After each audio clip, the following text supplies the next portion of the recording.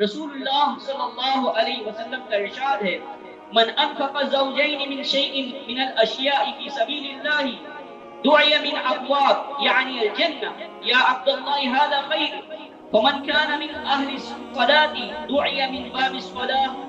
ومن كان من اہل الجہاد دعی من باب الجہاد ومن كان من اہل الصدقة دعی من باب الصدقة ومن كان من اہل الصيام دعی من باب الصيام وباب الريان فقال ابو بکر ما هذا الذي يدعى من تلك الابواب من ظهوره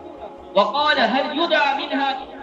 كلها احد يا رسول الله قال نعم وارجو ان تكون منهم يا ابا بکر اخرجه البخاری۔ جو شخص جوڑا جوڑا اللہ تعالیٰ کے راستے میں خرچ کرتا ہے اسے جنت کے تمام دروازوں سے بلایا جائے گا۔ اے اللہ کے بندے یہ دروازہ بہتر ہے، خوش آمدید، غرض یہ کہ نمازی کو نماز کے دروازے سے، مجاہد کو جہاد کے دروازے سے، صدقہ دینے والے کو صدقے کے دروازے سے اور روزے دار کو ریان کے دروازے سے۔ ابو بکر صدیق رضی اللہ عنہ نے عرض کیا کہ اللہ کے رسول ہر دروازے سے بلانے کی کوئی خاص ضرورت تو نہیں، تو پھر کیا کوئی ایسا شخص ہے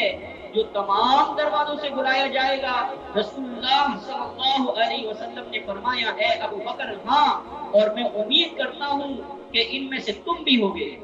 اللہ تعالیٰ کی جانب سے یہ شاندار استقبال ان بندوں کو میسر آئے گا جو جوڑا جوڑا نیکیاں کریں، بھلائی کے ہر پہلو کو ڈھونڈ ڈھونڈ کر بجا لانے کی پیش کے لیے پیش رہے۔ یعنی اللہ تعالیٰ کی جانب سے یہ شاندار استقبال ان بندوں کو میسر آئے گا جو جوڑا جوڑا نیکیاں کریں، بھلائی کے ہر پہلو کو ڈھونڈ کر بجا لانے کے لیے پیش رہیں، نماز پر مداومت، زکوٰۃ کی ادائیگی، اللہ تعالیٰ کی راہ میں جد و جہد، صدقہ و خیرات، روزے، تلاوت قرآن مجید کے ساتھ سچائی،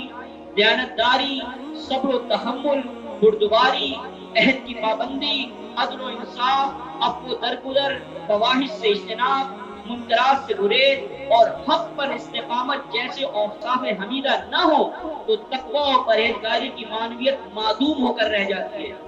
جو در حقیقت تمام عبادات کی اصل یعنی روح ہے۔ قرآن مجید کا حقیقی فیض اللہ تعالیٰ کے ان بندوں کے لیے ہے